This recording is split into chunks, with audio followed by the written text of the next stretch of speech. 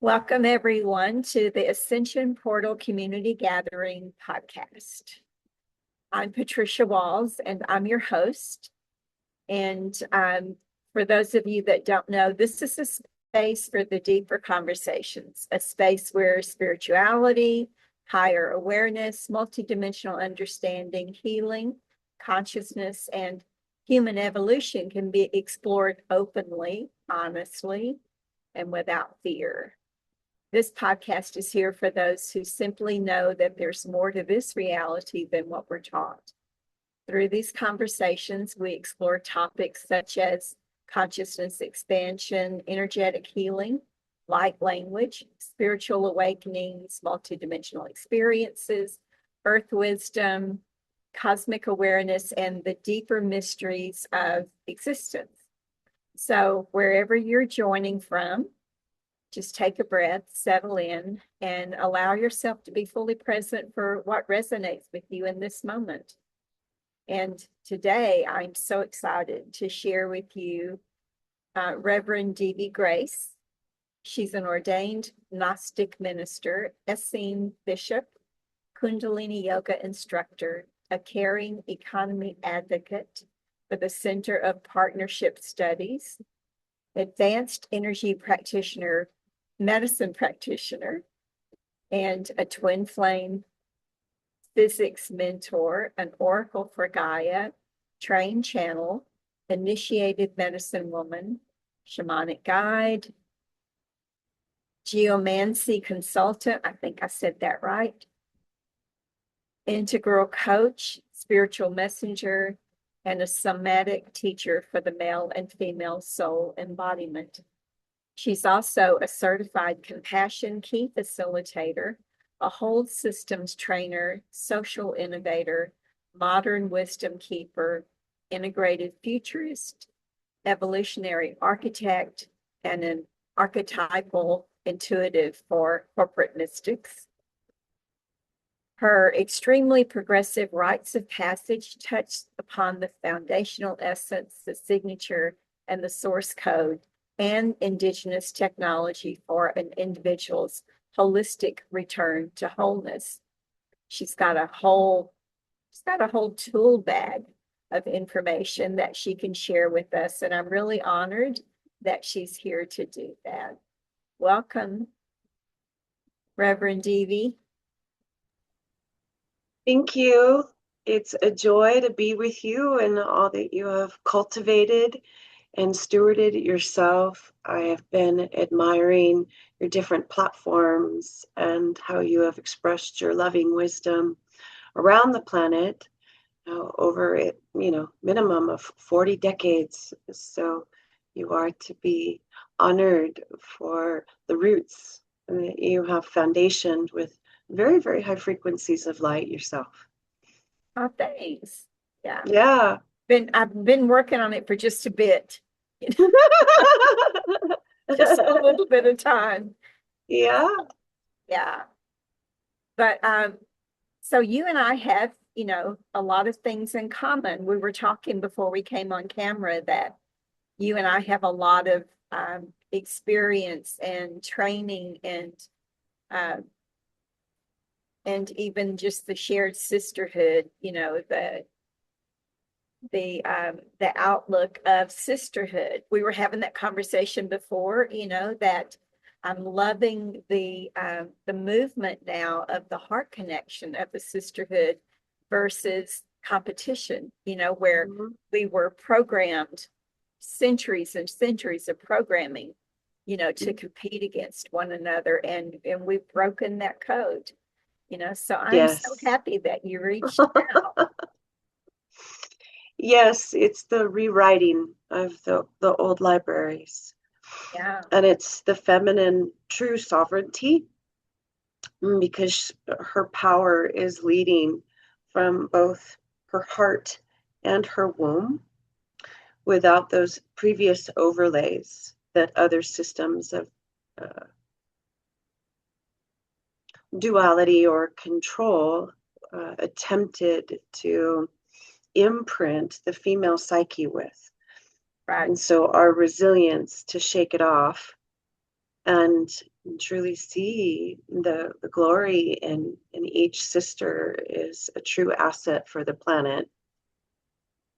It's the way the original Divine Mother intended it.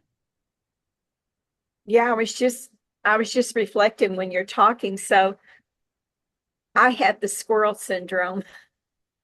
So when people are talking to me, you know, I have other beings talking to me too. So it's like I'm hearing you, and then my mind is going, but there's this, and then there's that, and then there's this, you know. So if I get this look on my face, I am listening, but I'm also processing a billion things while you're talking. And I was, that's true for so many of us that are multidimensional. We're fully connected to this now moment, and we're actively connecting with our expanded teams. And it makes for the antenna that can be here and also here simultaneously. It's also one of the skill sets of the divine feminine. yeah, yeah. I mean, of course, we're connected in more than one place. We're like plugged into several places at one time.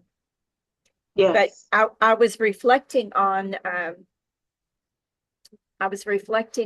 something that came across. I was hosting a summit for Sheila recently on otherworldly interfaces and UFOs and things like that. And one of the speakers was touching on the divine feminine in some ways. And she shared something that I had heard eons ago. And it was like, I love it when this comes back around, you know, on a different platform. But years and years ago, a sister and I were, what is the word? We were processing. A sister and I were processing and receiving information.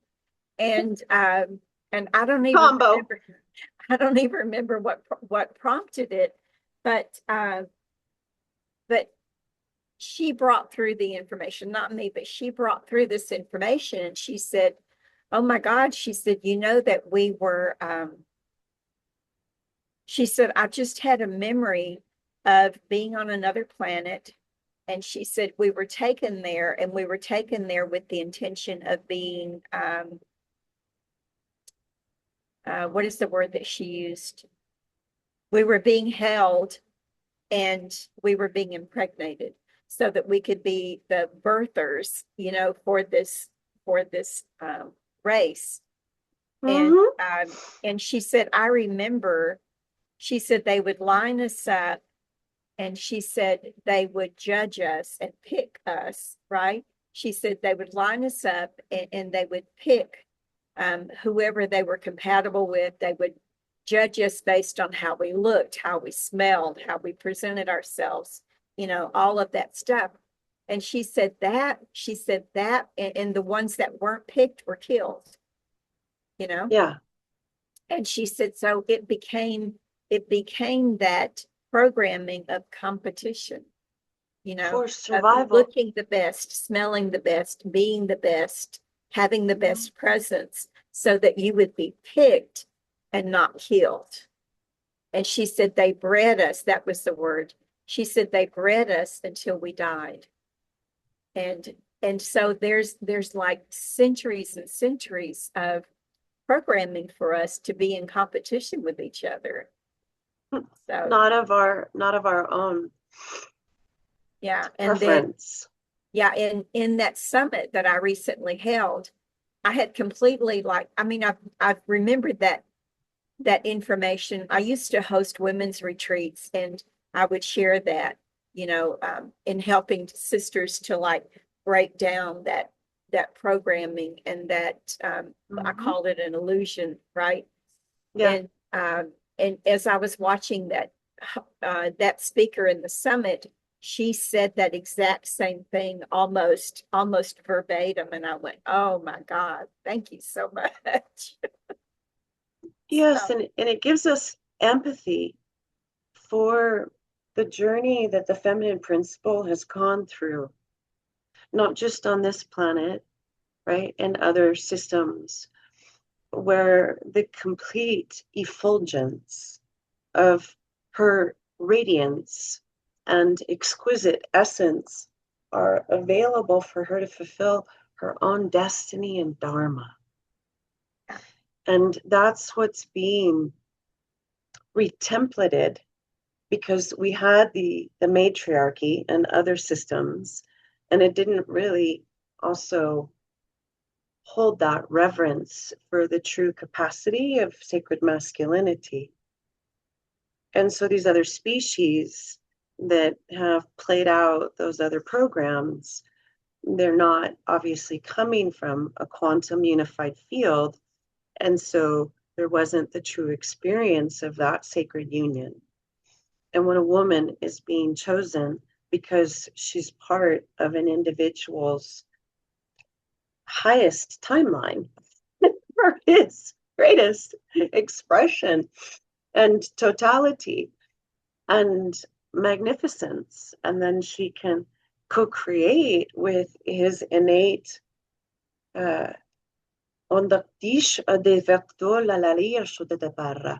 pre-existing talents that he's brought in with him from all these other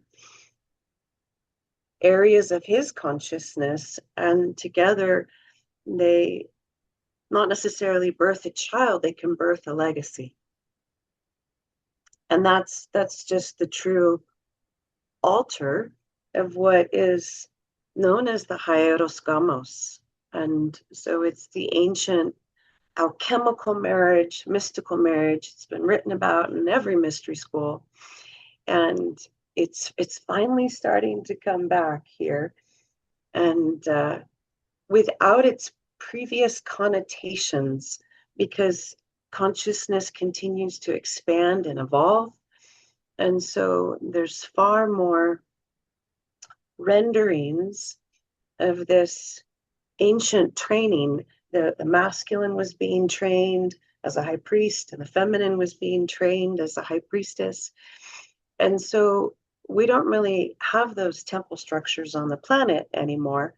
However, men and women do come through their initiations and their rites of passage into their true embodied soul alignment, where they know their own codes and they know their true calling, and then they can fully see each other as sacred mirrors and know that the combination is truly in service to the one love that birthed us all.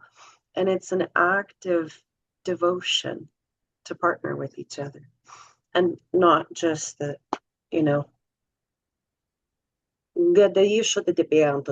mechanical aspects of mating, for selecting women, or really their vibrational frequency.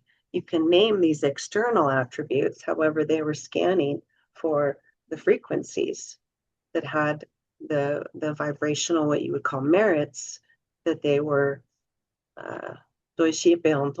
scanning for, in objectivity. Yeah.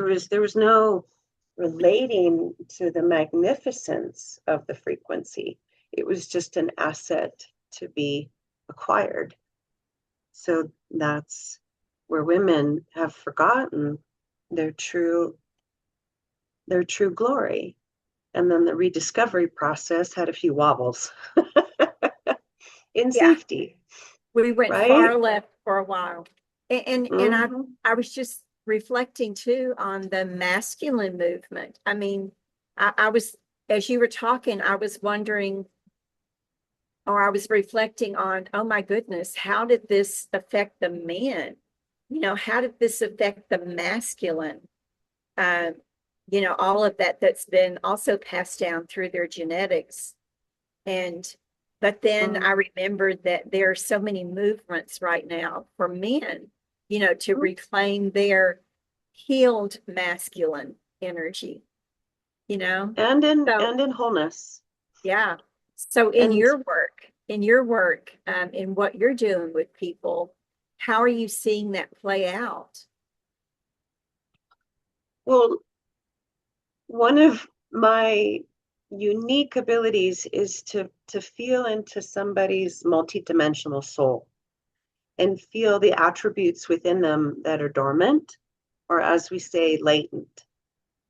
And so they may have veils of amnesia where they haven't accessed these other archetypal aspects of their sacred masculinity.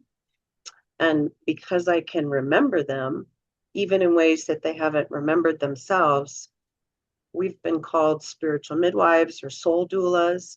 And it's the reflection back to them so that they can reclaim these aspects of, say, the High King and the High Emperor within them, that's coming from that space of benevolence, the one that knows that he is the wizard and the magician and works inside of that quantum alchemy, the other one that actually has extremely high level training in Tantra, in sacred sexuality, in worship of the life force, and how it's a gift of consciousness from our pure source energy access in our bodies, and then feeling into the sacred warrior, the holy warrior that knows how to hold boundaries and protect the feminine principle so that she has that sanctuary of that womb space to begin accessing those codes from the primordial void. And they are bearing witness to the new technologies that the sisterhood is accessing and galvanizing as a cooperative. So they are in awe, and there is no diminishment of their potency, even though they realize that the feminine has access to that original creative spark in a way that they don't have engineered into their grail. They do have an aspect of the Divine Mother's energetic womb in their hara, even though they're men. People like Grandfather Ilarian speak of this, or the founder of Biomancy University, Dr. Azra Bertrand. There's two gentlemen that train men in that realization. And so there's traditions out of Tibet and Egypt and South America where, and even Ireland and Scotland, where the women pulse the men out on the planet, and they're called curanderos, and it's to activate that fire in the belly so that they can harness all of that love energy that maybe they've scattered, right, in unfinished business, and complete all of those storylines, or clear all of those timelines where they haven't journeyed through that pilgrimage. Joseph Campbell, of course, would call it the completion of the hero's journey inside of their own psyche. And so it's archetypal quantum psychology so that they could see themselves truly through the eyes of heaven, not their conditioning, not their identity, not their ancestral baggage. And before you can even get into their true divine prowess and how that wild man can still be as gentle as a deer, and to have all of that power and all of that gentleness. As St. Francis said, there's nothing as gentle as real power, and nothing as powerful as real gentleness. So I love serving the divine masculinity inside of a woman as much as I love serving the divine masculinity inside of a man. It's not gender specific, because when I was given the complete and total divine union codex on every level, it represented that anima and animus inside of both expressions, whether it's the male or the female body. So it's a huge awakening that the species is designed to experience inside of themselves and with each other, and also in community. because then they can really start pulling from the supernal mother energy and the supernal father energy when it is reconciled and restored to harmony and balance within. Then you can really start magnetizing those energies that created the whole cosmos. So from your work, I know a lot of people have their own interpretation. I mean, there's a very distorted interpretation right now of divine union and sacred partnership. And that's what you're talking about. You know, you're touching on that, your work with the divine union. So what is that? And you may have already answered this in your own way, but what is your interpretation of the divine union beyond the romanticized, beyond what our current spiritual community is how it's being labeled? Well, this is where the blessings of my near-death experiences, my spiritually transformative experiences, and all my walk-ins come into play, because this is not mine. I've been gifted these realizations from primordial dimensions of consciousness that basically seeded all existence.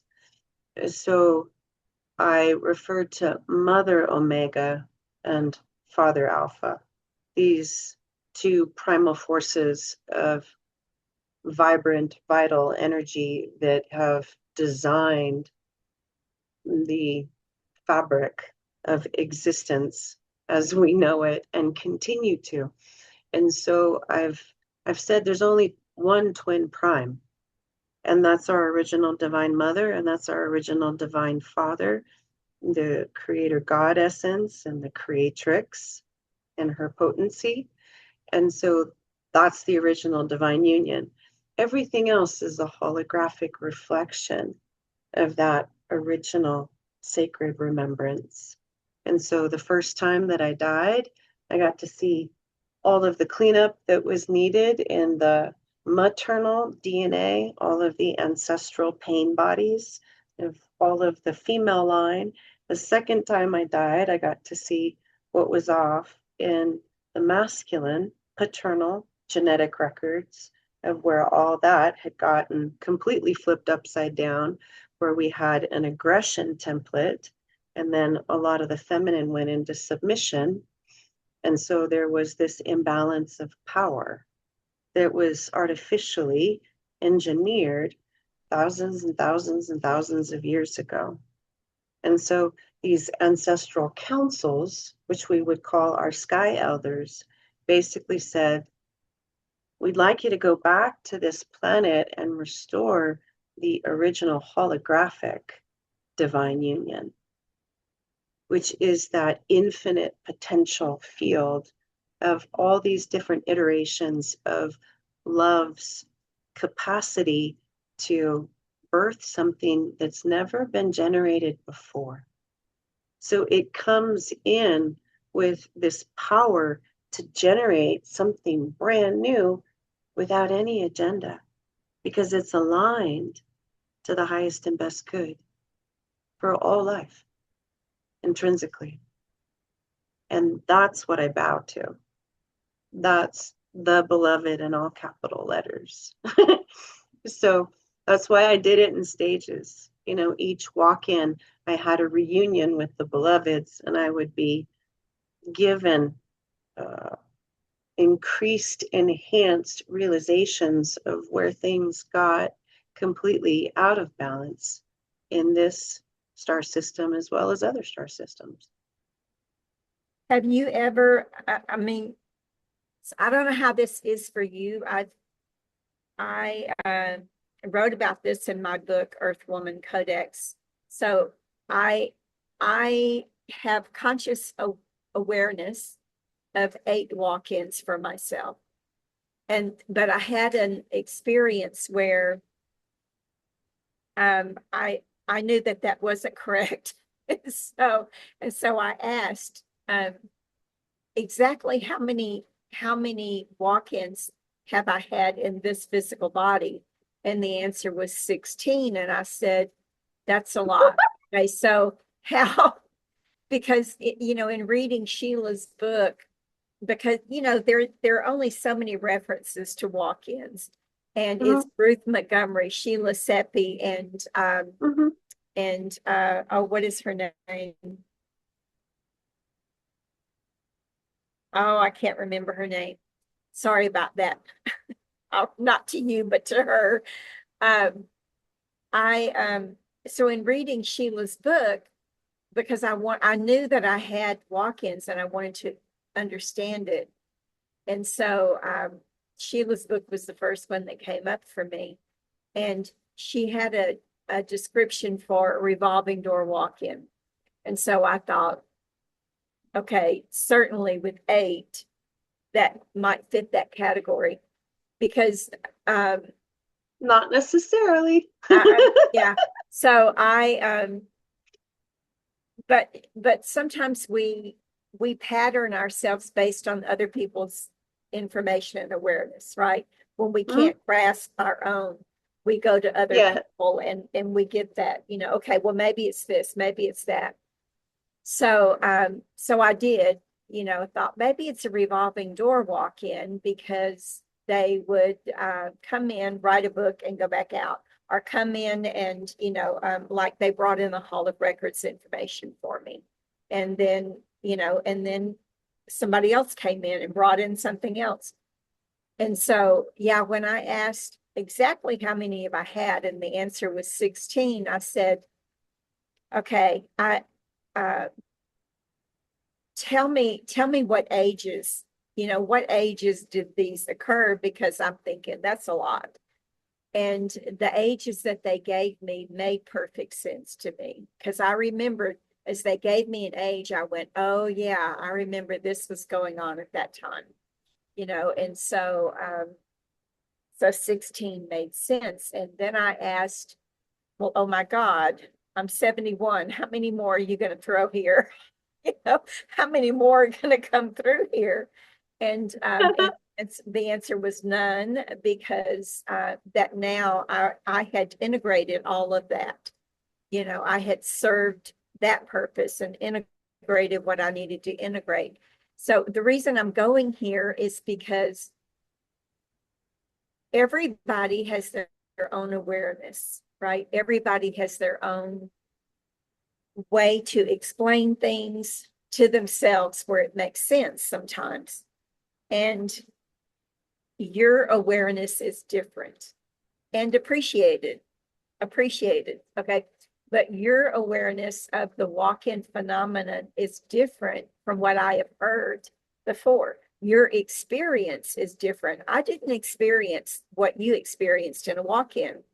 I simply knew that things were different. I had a different level of knowledge. New information was coming through. Sometimes my mannerisms would change. My relationships would change. And, so I experienced it differently. I didn't have the near death, I didn't have the review that you have. So I'm saying that because have you ever considered writing a book about your walk-in experiences to share with others so that others can have that reference as well? Yes. The first book is designed to be an 8-part docuseries, because I'm very much of an oral transmitter. And so in this lineage that I carry, which is an oracular transmission, it's written with the storytelling without taking it to paper. That comes, however, the original shamanic grandmother way is to tell of these experiences around the campfire. And so Gnostic TV has graciously also received the contract. And our initiative is to ground the Arc of Grace timeline through the revelation of the walk-ins. And then in that field of consciousness, then I can start taking pen to paper because we've already grounded that timeline. So all of these progressive awakenings were sculpted to open up those key codes to the Arc of Grace timeline. So that's my elixir that I get to bring back in. And each journey allowed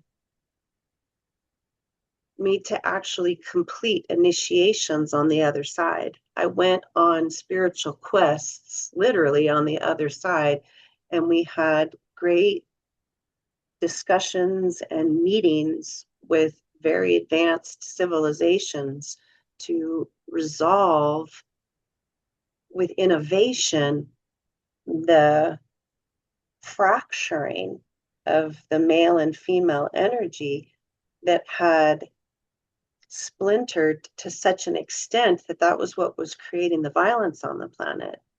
And so the initiative was the investigation of, while still respecting human autonomy and sovereignty, how do we accelerate this healing process so they can aggregate and coalesce and bring all of their soul fragments back into unified coherence without us having to do it for them? Where is their disruptor energies, or where is their interference that's still making this more problematic than it needs to be? So therefore, I went on many assignments on the other side, which is why I kept getting called back, to advocate for the beauty of the human heart and give the human heart the wherewithal and the liberty to have access to its own choice for self-love without any other signal interrupting that indwelling design that we carry. And so these were legal matters. These were what you would call like the real intergalactic Justice League depositions, to fully demonstrate that the human race was not actively missing their opportunities of their own volition, that it was patterning that was ingrained, and there was not assistance being provided for that kind of slave self identity to break free. Yeah. And so that's why it took 5 walk-ins to literally not just have the quest in this dimension, the hero or the shero goes into the other realms. So most people have said that, my life reflects the legends. I've lived those mythic trajectories because I got escorted, right, or recruited into the other realms where a lot of what you would call these conflict patternings actually began. And then we're just passed down to the descendants here who were just mechanically echoing the same sequences. And there was no true awareness to then make a new choice, the wisdom and awareness and choice. And so I've languaged that my walk-ins were time traveling. And I time traveled to the future where this is all resolved, where this is all transmuted, where this is all metamorphosized, and then you reverse engineer. Okay, so how did we pull that off? So I was learning from my own what's languaged oversoul and a future self aspect that had already been a part of the mastery of the cleanup crew and the purification crew, and also the rebuilding and the revitalizing of this original potentiation, which consciousness referred to as the tree of love and the tree of grace. So you can answer this. Um, so when you're talking about timelines, right?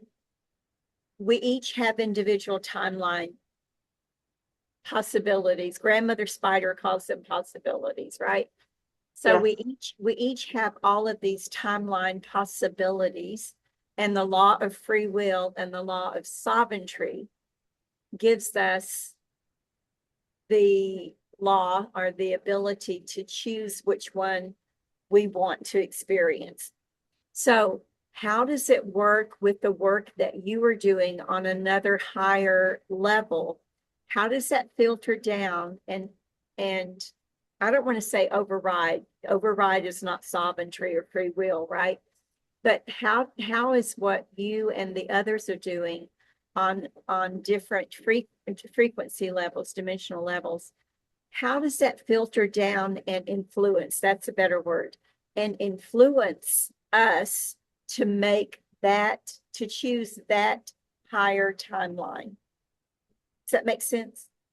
The real sticky stuff is the subconscious and the unconscious survival programming. Yeah. Yeah. So the number one category, which I will highlight again, is the residues of spiritual persecution, where their highest divine gifts and abilities created far more pain, loss, devastation, heartbreak, shock, trauma. And so the consciousness would create a wall of, I will no longer venture to express my divine abilities in that manner and fashion, because it doesn't really appear that this species is receptive, is excited, is inspired by what I have to offer. So then they start being very, very conservative. And there's a submerged assumption that the human race can't handle it. And so that's part of the unraveling of the previous judgments, because that's based in those experiences where it wasn't completely fertile, or it wasn't completely, juiced up, or it was being infiltrated, right, by very strong, what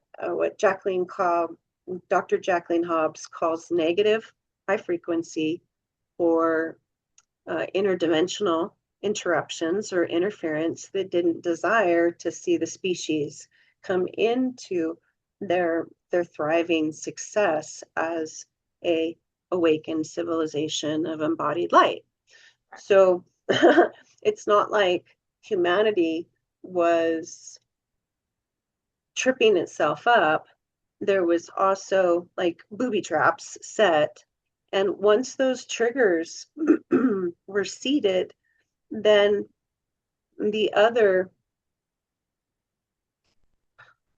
es un bandish a la cantare se sote bambola la torra smoothing out of those jagged edges can take place. So the great mother and the great father call it the laws of grace. And it's like, I don't care how much you've been tweaked. I don't know, how many times you've been thwarted. It doesn't matter to us how many iterations have been unsuccessful. This now moment is pregnant with true and authentic, pure potential. And in embodying the laws of grace, then all those other issues can be dissolved, zero pointed, grace pointed. I call it Holy Grail pointed. And this royal, golden frequency, this golden path can be placed before you that still requires your bravery, that still requires your valor, which still requires your courage. You still need to step up and claim it. However, you're not going to be messed with the way you were before. And that truly lands for the sense of base safety, for them to power up, and for it to be celebrated, for it to flourish and thrive, and them, write the book and go on the world tour and, teach in 1 million continents and have 16 translators, and the book is, made into, 22 other dialects, so that other cultures can glean from its genius. And then they're riding those waves of service, not success. It's successful. However, they also maintain the awareness that they're the conduit and they're receiving it. And yes, they agreed to be a conduit. However, it doesn't generate a spiritual egoic identity. I am seeing, not just me, but the world is seeing the ego death right now. We're seeing a lot of our leaders, a lot of those that we have followed, we're seeing them take off the mask or have the mask ripped off or whatever. So I think that we are all seeing now that ego, although ego sometimes protects us, there is an aspect of the ego that keeps us safe, but I think that we are all seeing now that service to self is not really the way to go anymore. It's reached its expiration point. Yeah, I mean, there's a difference between honoring self and service to self, and so I don't watch the news. Nor do I. I have to say this in advance. I don't watch the news, so I have no idea what's really going on out there. But I hear enough on the waves, to know that there is a movement, and I'm appreciative of the movement from this side of the fence without getting, directly involved in the frequency of it. But yeah, we're relearning how to walk as human beings, outside of service to self, outside of the distorted negative ego, and learning how to just be, as we would say, a good relative, just learning how to walk a good road, and that begins with self. Yeah. Because when the relationship to self is nurturing, honoring, and supportive, and coming from loving care, then that's what is reflected in how we partner and co-create with another. So the other really high-end leadership training is that a lot of soul splits get buried, and there's many, many faculties inside of somebody's psyche that are completely masterful. However, if they're still running those old agendas for the end sum game, then there's no room for the cooperation with what you would call the twin dyad. So it's in the myth, in the Star Wars mythology, where the prime Jedi could actually synthesize both its light and its shadow, very similar to Jim Henson with the dark crystal, and become crystalline, not light side, not dark side. And the crystalline wholeness is the gift, which is the continued arc from any of the soul splits. Because nobody's intentionally running service to self. They may assume in their leadership role that they're coming from benevolent orientation. However, you'll just see those little gremlins right, start to pop up maybe 6 months or 1 month or a year and a half or 2 years into the collaboration. And then people go, uh-oh, how can we, dance with this? And through that space of the non-judgment and the witnessing of the dynamic, I've been able to take them to the throne room of the original Ark of Grace and ask for its divine union. It's the tantric synthesis of opposites. And then it creates this marriage, which becomes the divine child within them. So it's not an either or. There's no more tension in terms of, orienting to these two separate camps, this source and what I would call the other source. And then the reconciliation of the pathos and the deep self-forgiveness, not from any religious connotation, however, a coming home to a complete and full acceptance of all sides of one's nature, because then how else do you know how to speak to that in somebody else's repertoire if you haven't had to engage with it inside of yourself?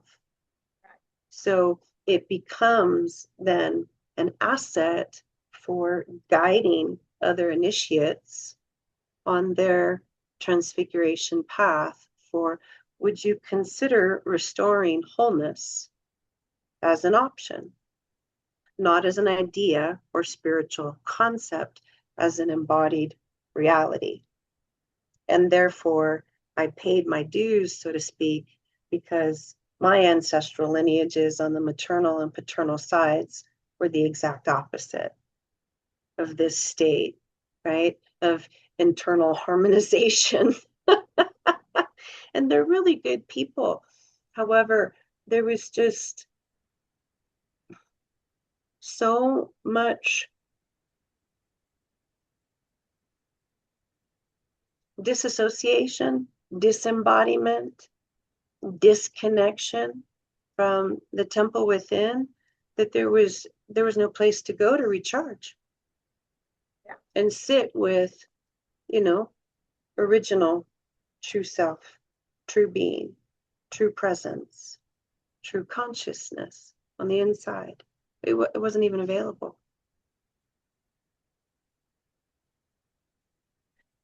I have to, our generation, and I'm not just talking about people my age, I'm talking about the current, the word they keep giving me is enumeration. They've given it to me in different conversations. So the current enumeration of humanity is,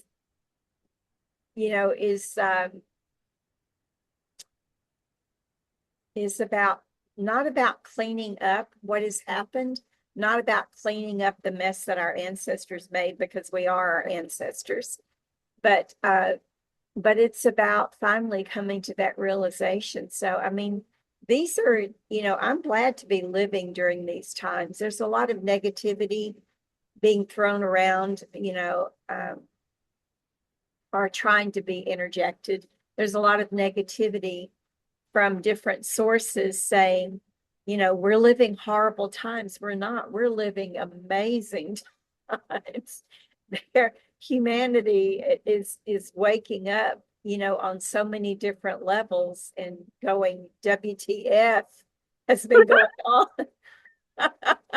What has been going on while I was asleep? Yeah, genuine realization and revelation. Yeah. So which are the choice points. So if you could leave humanity with one teaching about love, union, and spiritual evolution, what would that be? Well, technically, it's the 3-in-1. So it's all aspects of this the same vein. And the complete and total restoration of one's relationship to the conscious femininity within us, that journey of coming home to the goddess within, and all that that entails. And this is not gender specific. And then having the same commitment and equal enthusiasm for the realization of the conscious masculinity within us, which is distinct, the god and the goddess. And for me, it was studying all the different twins, like the Shiva and the Shakti, the El and the Asherah, the Abba and the Ema, of all these different civilizations, even the Phoenix and the dragon, even Excalibur and the Holy Grail, all the different mythologies. And then there is the great mystery. If the true God and goddess within us would enter into the royal wedding and surrender in service and total dedication to this other principle, which is capable of manifesting new iterations of love and multidimensional divine intelligence, the consummation can come into the revelation inside of us of a whole new operating system. I call it the DOS, the divine operating system. And it's born of that third principle, that third force, that third creation. And so people are like, oh, well, I've already done the balancing of my male and female. I said, have you experienced the royal wedding of both of these two prominent expressions that you inherit some of those qualities and characteristics from the ancestral lines that have come before you? You also have your soul lineages and all those generations that came before you, and being able to weave and weave and weave and weave, and just like a laser beam, feel it come into a greater internal partnering so that what emerges is completely brand new, because you've never been able to draw from the full spectrum. Think of it as a panel, and all these different dimensions of your being have all sat in council together. However, they've never really had the opportunity to enter into the center point and still feel all the other aspects around them as cheering them on and celebrating their victory. And so there's like a rotation that happens like you experienced. So it's an embodiment of the oversoul, which has never really been available for the human vehicle or vessel, because there hasn't been enough internal integration to even make it available in that new divine human template.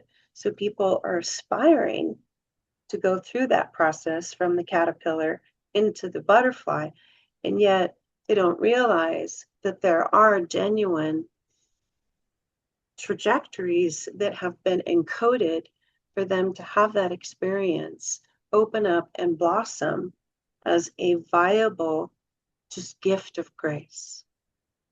It's not even something that's available to be earned. It's not something that they need to be worthy of. It's not something that, quote unquote, they deserve.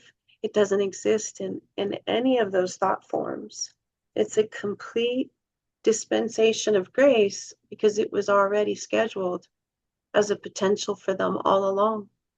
And if they have enough self-love and passion, then it can be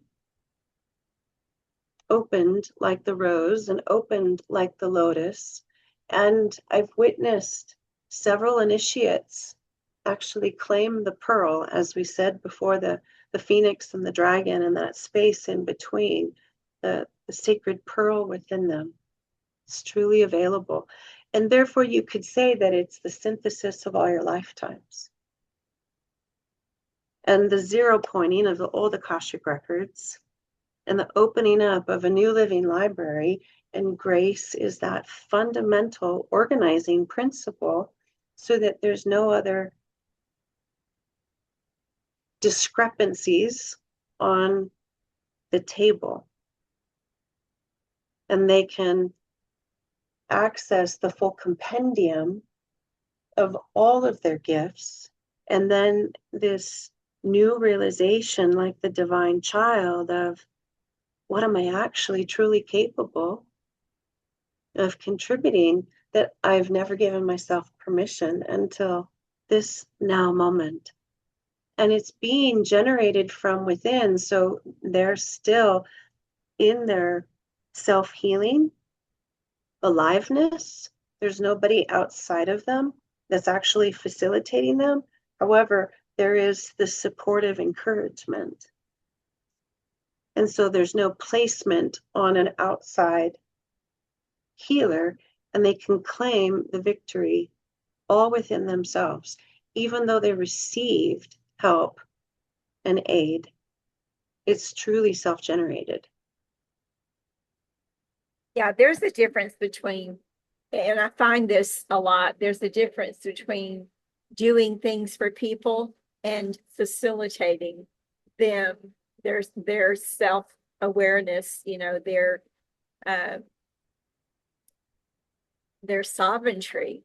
And so I'm happy to hear that that's what you're doing. You're guiding people, and facilitating them doing this. So how does one reach you? Or are you offering this on a public? Are you taking clients? Let's use English. Are you taking clients? So, Yes, there's this incredible opportunity to show up at that pregnant moment in their developmental trajectory where you would say critical mass has already been reached inside of an individual, reached inside of a couple, reached inside of a family system, reached inside of a community, or reached inside of an organization. And they realize that there is this yes, this yes to the God dream that dwells within them. And they're open and available to receive more support than ever before because they've already claimed that declaration and that decision inside of themselves. So they know it's inevitable. Okay. And then they're scanning who's on my dream team, who's here to aid and assist me. So there's individual rites of passage, there's couples rites of passage, and then the retreats, certain, family retreats or community retreats. Most people are realizing that they're not serving their destiny as an individual, and that there's a group soul or a soul pod or a soul clan or a soul family. And so each of them would like to go through their rites of passage in partnership with each other. And that can happen over, a 3 days time. So I've worked with leadership teams that are driving up to the mountains and, signing up for that acceleration. And then there's the deep integration phases, obviously, initiation and integration. So the divineunionfoundation.org is more for larger groups, and then the divineunionacademy.com is more for individuals. And right now, the two websites are just set up as landing pages. They're kind of like internet business cards. And the best way to reach me is through the assistant email, which is Gaia Tree at Divine Union Academy. And then all my other contact information is on that entrance or welcome mat.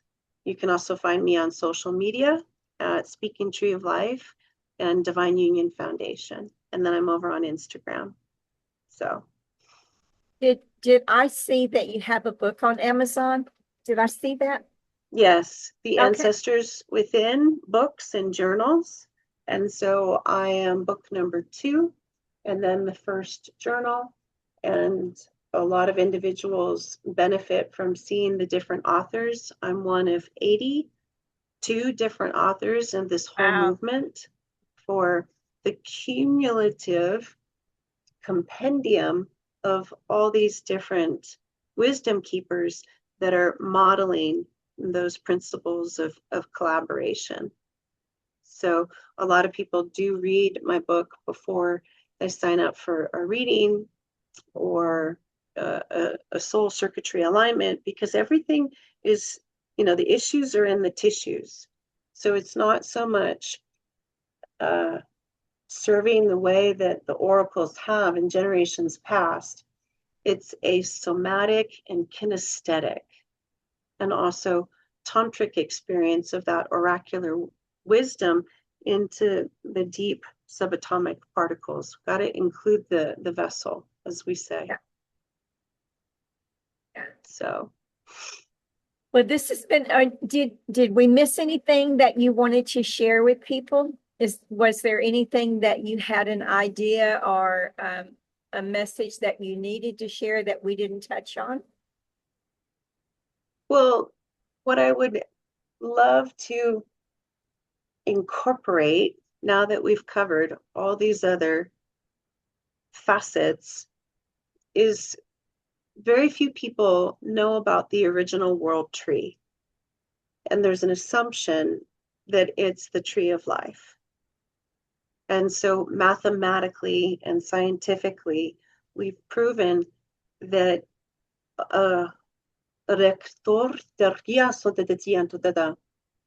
some of the original schematics were altered.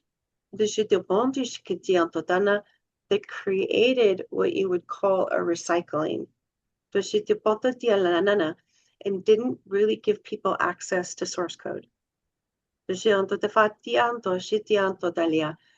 what I mean by the tree of love is that it's a minimum of those full 12 dimensions, all in synchronization and accessing through the original stargates that have never been tampered with.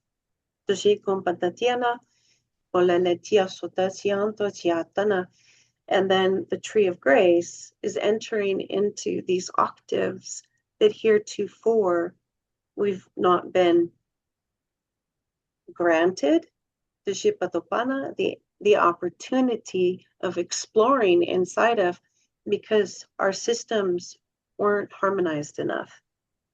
So you could say that you outgrew the tree of life and its prior orientation, and the maturation cycle is moving into that embodiment of self-love, and then progressing into what is our unlimited capacity to be sovereign creators and partnering with other civilizations of light that are very, very advanced and are our true ancestors. So my real specialty is actually star ancestor healing, the benevolent ones.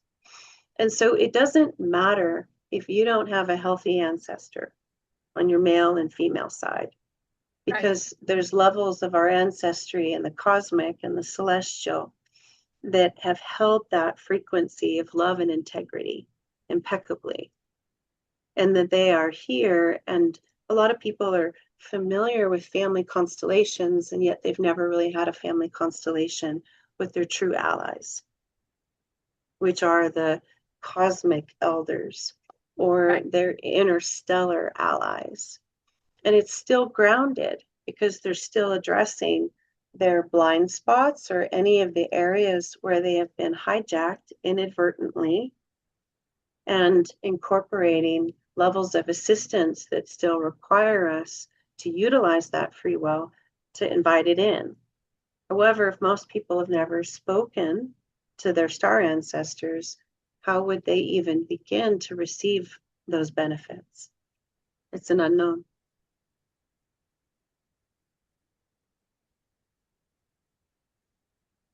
And that is something that that you guys, not you guys, I'm guessing that you have a team. So that is something that you all do. Yeah, yeah, that you Well, offer. I holographically serve as a proxy.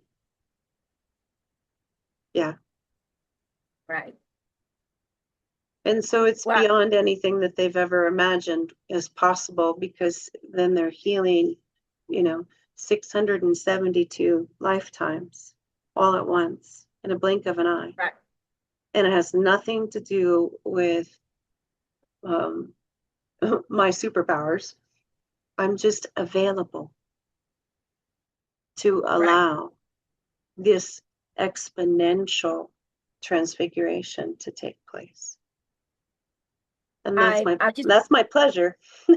yeah, I wanted to share with you that I very often say that I'm an open channel, right? And a lot of a lot of what I share with people is not coming from me individually, from the human third dimensional part of me. And and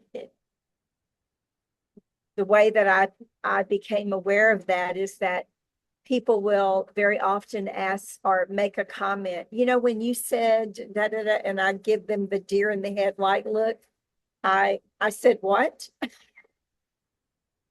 you know, but I wanted to share with you, and I'm sure that you're aware of it, but I've been watching you this entire time, knowing that you are channeling all of this information for us from another because and I don't see that in everybody, and that's why I'm mentioning it. Okay. I've interviewed a lot of people. I have had conversations with a lot of people, and I just want to tell you that you are by far the most clear channel that I think I have ever observed and witnessed. And I just want to Thank thank you. you for that.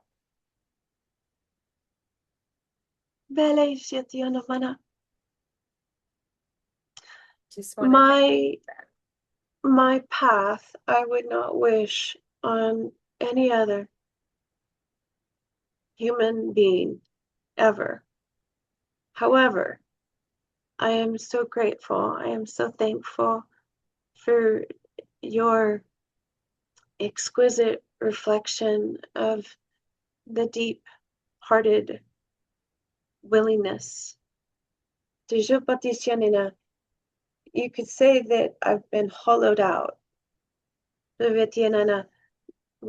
the Hollow ascended bone. masters Yeah. when the ascended masters came to me, they said, you need to grow an ego, sweetheart, before you can transcend one.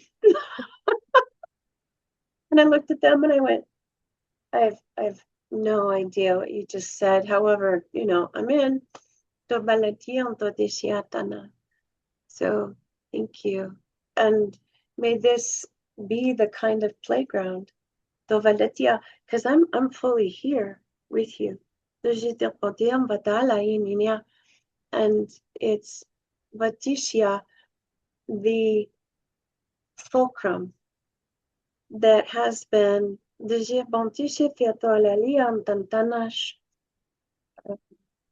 bequeathed to me, because I raised my hand and I said yes over and over, when all of my faculties would say, you're insane. What you're asking of the human race to love free is insane. you know, call me crazy, but this is not feasible. And it was the invitation to play like a child and dream the dream. So what you're seeing, what I would call, is these celestial grandmothers and celestial grandfathers that have, sparkle in their eyes and a chuckle in their hearts, and they know the plethora of miraculous opportunities that we all have. Thank you. Well, thank you for joining me today. And also thank you to everybody who's watching this. Thank you for joining me and Reverend Devi, for the Ascension Portal Community Gathering podcast. That's a mouthful. I truly believe that the conversations like these matter. And every time that we gather in intentional space, we help to create more awareness, more compassion, more remembrance, not only for ourselves, but for the collective as well. So my hope is that something shared here today sparked a new insight, activated a deeper level of understanding and understanding and awareness, and simply reminding you that you are not alone on this journey. And if this episode resonated with you, I invite you to share it and with others who may benefit from this conversation and these conversations and explorations. And you can learn more about my work and upcoming events, books, sessions, and courses at earthwoman.com. And also unlocking the mysteries of light language.com. And I just want, I talk a lot about the language of light, the original language, and